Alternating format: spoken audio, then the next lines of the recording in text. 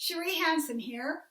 I have an offer that has come to me from Spirit to go bigger or go home. It's one of the reasons why I'm wearing one of my favorite shirts, which in the past I bought but don't wear because somebody may think I'm good or that I think I'm good, and God help the person who thinks they're good, right? Anyway, I do work as a life coach, helping people to grow their spirits and become more content in their bodies and more careful of their spirits. So let me know if you're interested.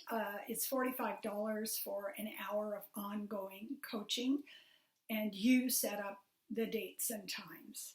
This is from my blog called Metta View.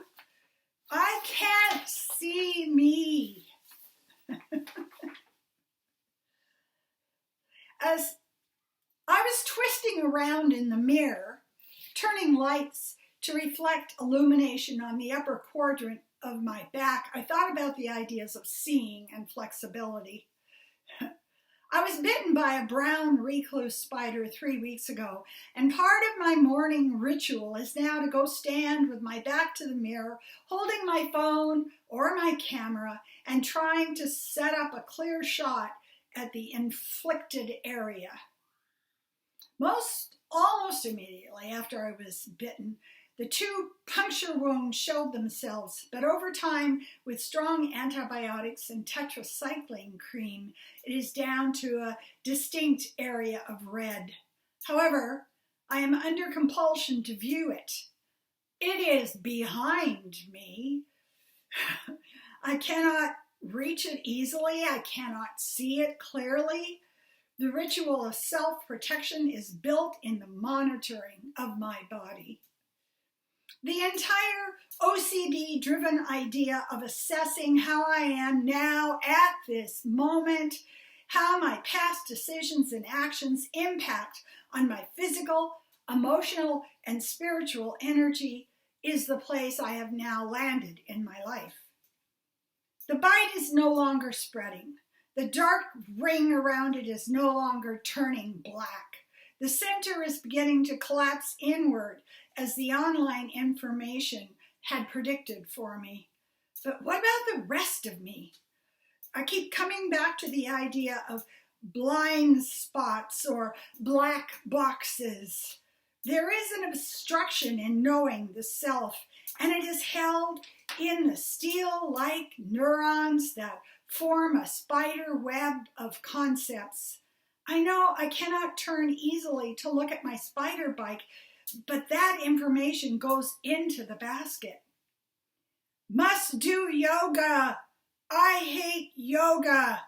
And then I file that away. I watched a video today by a 92-year-old weightlifter who began his self-improvement beyond the age of 80. As I watched, I felt the flush of warmth, of excitement and passion for what I, in my secretmost heart, want for myself. And as time elapsed, I fled the intention in the must work out more but don't feel like it now basket.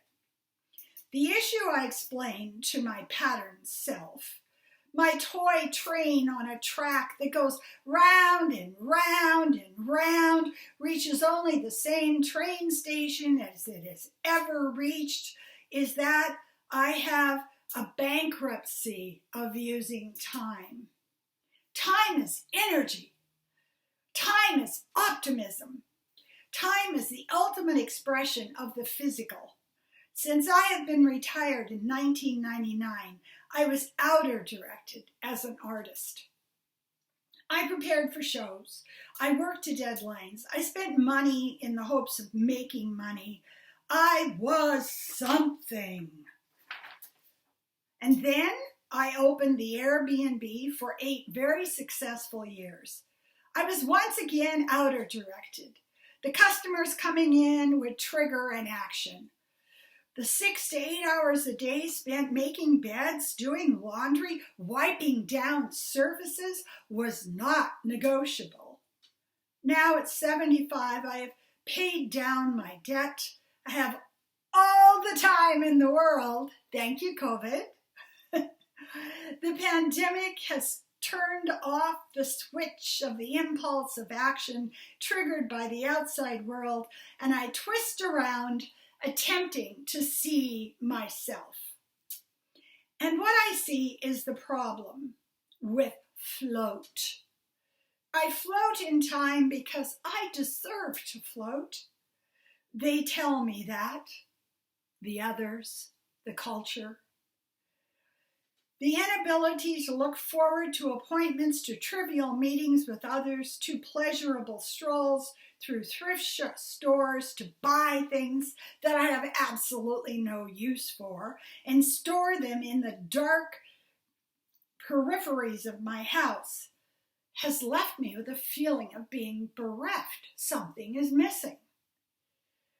Issues such as age, the constant mirroring back to me of what I am expected to do or be as a senior, an inborn faulty setting due to years of being a workaholic, which I own, and one who has trained herself to jump for the reward cookie held in someone else's hand, haunts me now. But when I drift in the mornings, I do listen to coaches. I do watch videos. I do read teachers.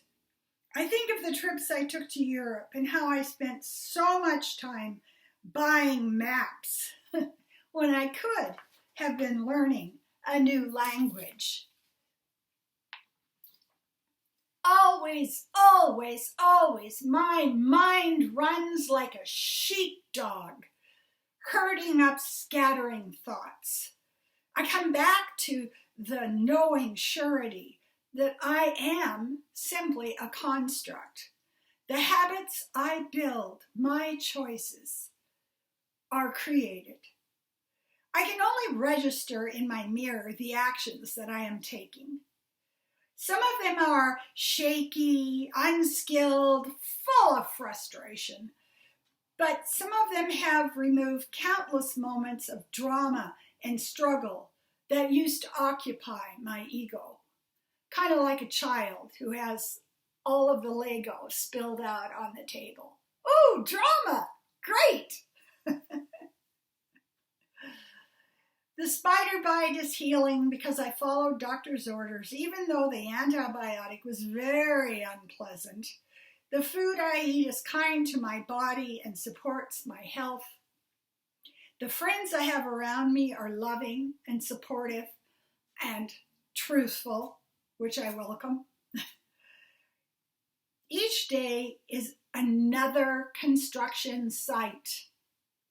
Each day is another laying down of more track for my train to go further, to explore more, to not be so tightly wound in small circles.